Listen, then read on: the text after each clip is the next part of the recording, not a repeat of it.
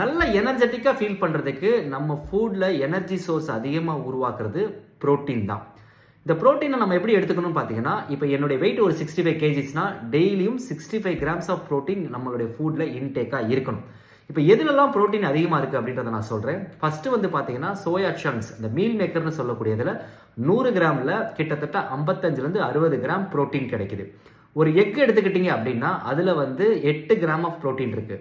Chicken எடுத்துக்கிட்டிங்கன்னா 100 கிராமில் 40 grams of protein வரைக்கும் இருக்குது. அதே மாதிரி பருப்பு வகைகள், கருப்பு உளுந்தா இருக்கலாம், வெள்ளை உளுந்து, பச்சைப்பயிறு, பாசிப்பயிறு, பச்சைப்பருப்பு, கடலைப்பருப்பு, துவரம்பருப்புன்னு இந்த மாதிரி எந்த வகைகள் எடுத்துக்கிட்டிங்கனாலும் எல்லாத்துலேயுமே 25 to 30 கிராம்ஸ் ஆஃப் ப்ரோட்டீன் இருக்குது.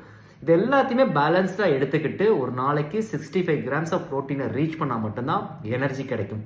இது எப்படி பேலன்ஸாக எடுத்துக்க முடியல, இல்லை நம்மளுடைய ஃபுட் ப்ராடக்ட்ஸில் இது எப்படி பேலன்ஸாக எடுத்துக்க முடியும் அப்படின்னு தெரிஞ்சுக்கணும்னு நீங்கள் நினச்சிங்கன்னா கமெண்ட் பண்ணுங்கள், நான் உங்களுக்கு சொல்கிறேன்.